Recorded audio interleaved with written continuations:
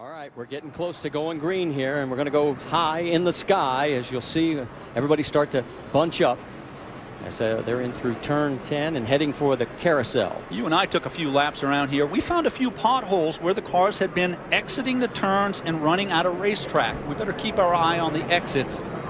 The tracks are using every inch of asphalt. Pace car is pulled off. Leading him down, our pole sitter, Michael McDowell. And of course, he has selected driver's left, the preferred line, onto that front straightaway. And then nationwide, Children's Hospital 200 is green.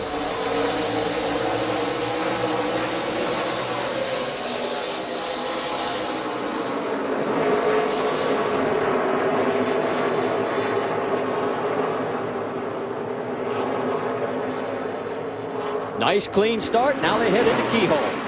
McDowell in front. Michael McDowell picking up where he left off. A bit of a surprise on the pole, but he's showing some muscle.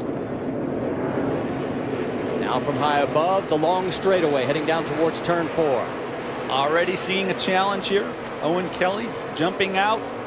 165 miles an hour. 3 wide won't work. Let's try 2. And get used to that, and then try 3. And it looks like Kelly is going to take the spot away from Kyle Larson, and then he gets turned. Right here on lap number 1, the 32 gets turned into the S's. Now, is there too much damage for him to continue? It's what we talked about earlier, Marty. The drivers know the track, but they don't know the limits as it relates to racing on this track. Nelson Piquet just found a limit in one area, and unfortunately it came at the expense of Kyle Larson. Up and over. Oh, man, that's Sam Hornish. That is that dangerous corner, turn number 9, and he saves it. Yeah, and he told me, Ricky, this is the most difficult turn on the racetrack. Nobody wants to go over the top of a hill and not be able to see what's on the other side. Into the carousel. Kyle Larson got going again. We have no caution. And lap 1 is in the books. It is McDowell, Allmendinger, Kelly, Piquet, and Regan Smith with Sam Hornish up to 6. Let's go back and show you what happened to the 32. So we saw that Owen Kelly opened the door, and it looked like Nelson tried to follow through. But again, once you get through turn 4, it's clear that you're not going to be able to take advantage of somebody else's mistake. You got to be patient. You got to relax. I think that was a little too much urgency by Nelson Piquet Jr. Kyle Larson has made it to pit road. They're checking for damage on the left side of his car. The race continues green. Let's check our calendar as we've got Lucas Oil NHRA qualifying for you over on ESPN2 tonight at 11 Eastern. And then the Pure Michigan 400 tomorrow. Our coverage begins with Countdown. It's presented by Pennzoil. That starts at noon Eastern on ESPN.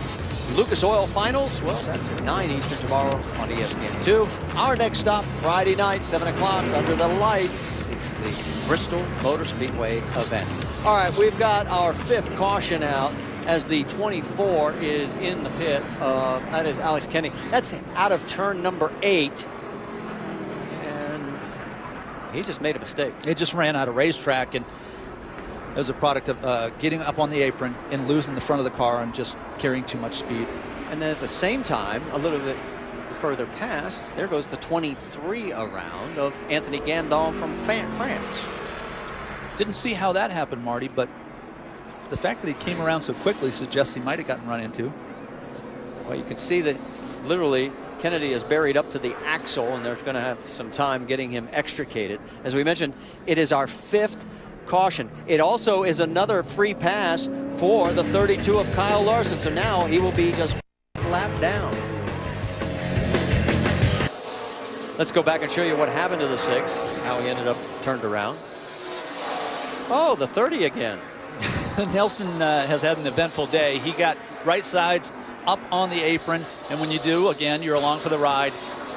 Carries into Trevor. That's about the same spot he got the 32. Yeah. Nelson's been aggressive today, that's for sure. Clear.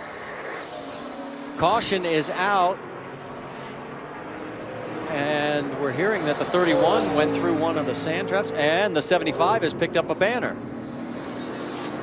So Kenny Habul decided to do some free advertising for somebody. Just couldn't read it. He's got some damage on the front of his nose. So we are now under our 6th caution. If you're wondering what the all-time road course caution is, it's 11. We've got a long way to go before then. That's the record, and we're at It's number 6. Number 6. Don't rule it out. And we've had 12 laps under the caution. This is significant, again, for the drivers that pitted on lap 21 and lap 57. They're counting on a half dozen caution laps at least. 40 car Reed Sorensen apparently with a mechanical problem. Okay, let's go back and see what happened to Justin Allgaier. Oh, man, he just got rammed by the 75. Oh, yeah, wow. Yeah, that's, I don't know if the 75 ran out of brakes or ran out of town, or just ran out of judgment or something, but that's a bad break for Justin. It had just come off pit road with new tires and got... Well, he's back out on track, lost a little bit. Now the free pass will go to the number 23 of Anthony Rendon. He'll be back on the lead lap. All right, we're going to stay on the aerial for the restart. Pace car has pulled off. It is Allmendinger, drivers left with the choice. Then Hornish, McDowell, Ambrose, Regan Smith, Max Pappas. We're green. McDowell was quick before the caution. He has position on Sam Hornish going into turn 1, and he capitalizes. Sam got a little loose, had to get out of it, and almost got punted by the 9 of Marcus Ambrose. And one car slowed. Oh boy, 3 wide into turn 2. How's that going to work out? So far, everybody's made it. That was amazing. Side by side, the 12 and the 33. Yeah, you can tell it's time to go. Drivers have just stepped it up a notch. Allmendinger is the race leader. And look at this little spin, perhaps off course. Yeah. Nelson Piquet got a piece of the curb there and got into the side of Kligerman. And he's got to be careful coming back out on the track because he could get tagged from behind. Whew, he made it. There could be a race. Ooh. Oh no, and the 7 goes around. Regan Smith. He quickly gets it righted. Doesn't appear that we'll be under yellow. Oh, and the 5 of Ron Fellows. And also, we're hearing the 3 is in this. Yes, Austin Dillon. But he is able to get underway. Yeah, worst case scenario. Late in the race, done everything right up to this point, and lose track position because of a problem. Danny Stockman said, just try and keep ourselves clean, get to the finish, take the points, move on. The 3 was running in 10th. The 7 was running 5th. And there goes the 87 around, right at the carousel, and he's able to keep it from going back out onto the track. So far, we're still green through all this. This has been an eventful lap, that started with Kligerman going off over in turn 4. Regan Smith spinning up in turn 5, along with Fellows getting crashed, the 3 spinning. And Sam Hornish Jr. trying to tuck underneath the 33, and they're banging each other going down the straightaway. Not sure what that was, but usually it's a... And there looks like there may be a rub now on the 33. Yeah, usually it's sort of code for... I owed you one. They are side by side. Pappas is not yielding. No, something's got to give here, though.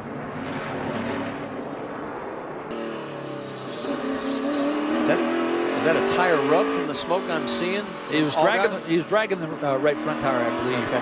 It was pretty common. At this point in the race, the tires are worn, have a really difficult time stopping. You see when he hit the apron, same thing. Oh. Got a little loose coming over 9. Tires, and it's going to cost him. Tires have a lot of air pressure. They're not very forgiving. And if you do carry too much speed into the corner, you're not going to be able to get back online. Oh, Regan Smith with some trouble over in turn 10. Yep. And he has got damage to that wonderful paint job by 6-year-old Hannah Hiller. Amazing how many cars we've had off track, but no cautions. 30 car of Nelson Piquet Jr. And let's listen in on the radio. Chris, I think we're running out of fuel. Say what you can. We're ready. We're ready. Say what you can. He's calling it to crew chief Chris Carrier, saying he's running out of fuel. Yeah. And at this point, Marty, with more than 10 miles to go, that's not going to be good, because The only reason that he might have a hiccup is if the carburetor's acting up. But typically, if you're getting low fuel pressure